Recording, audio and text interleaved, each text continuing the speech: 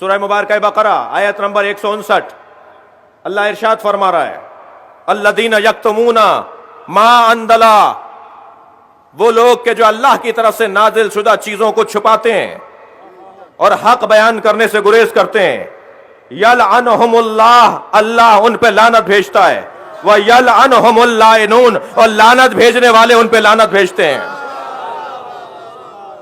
قرآن مجید میں لعنت بھیجنے والوں کا ذکر ہے۔ میں اپنے ان بچوں اور جوانوں سے کہوں گا جا کر ایک سائٹ دیکھیں، ریبورن اہل بیت، www.reborn اہل بیت، اہل بیت کے نئے چاہنے والوں نے جو مکتب اہل بیت میں نو وارد ہوئے ہیں، تازہ وارد ہوئے ہیں، ابھی جنہوں نے مکتب اہل بیت کو اپنایا ہے، 500 سے زیادہ وہ افراد ہیں جنہوں نے اپنے احساسات اور جذبات کو اس سائٹ پر ڈالا ہوا ہے۔ ان میں سے ایک مسیحی کہتا ہے میں شیعہ کیوں ہوا ہوں؟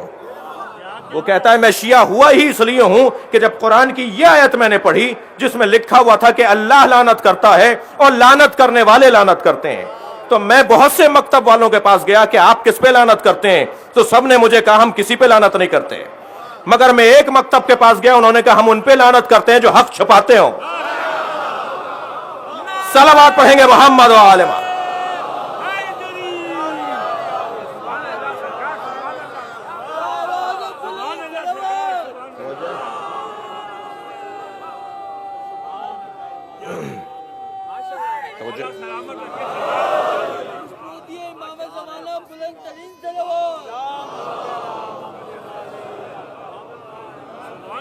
اللہ لعنت کرتا ہے اور لعنت بھیجنے والے لعنت کرتے ہیں۔ میں سمجھتا ہوں کہ بہت واضح اور روشن بات ہے، ان سے مجھے غرض نہیں ہے جو لعنت کے عقیدے کو قبول نہیں کرتے۔ قرآن پکار کے کہہ رہا ہے، 10 سے زیادہ قرآن میں آیتیں ہیں جو لعنت بھیجنے کے حوالے سے۔ لعنت ہے کیا بھائی؟ لعنت کوئی، معاف کیجیے گا میں ممبری زبان کا مجھے خیال رکھنا ہے، کوئی دھماکہ، کوئی جو ہے وہ کوئی فائرنگ، کوئی جو ہے وہ کسی کو قتل کرنا نہیں ہے۔ لعنت عدم برکت کو کہا جاتا ہے، جس کی زندگی میں برکت ہی نہ ہو وہ لعنتی ہے۔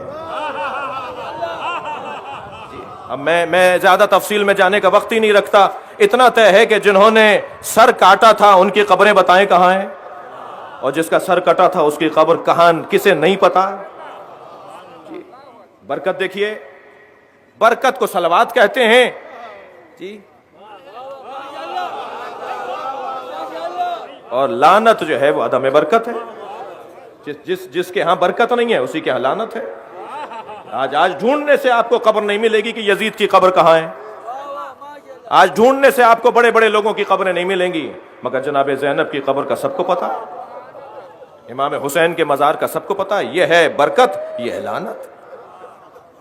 اور زیادہ الجھنے کی ضرورت نہیں ہے، بہت موٹی موٹی باتیں میں عرض کروں گا اپنے بچوں اور جوانوں کے لیے۔ یہ ہمارے عقیدے کا حصہ ہے، ہم تبرہ نہیں چھوڑیں گے، تمہیں تبرہ سمجھنا پڑے گا۔ ہمارے ہاں نماز کی طرح تبرہ واجب ہے، ہمارے ہاں روزے کی طرح تبرہ واجب ہے۔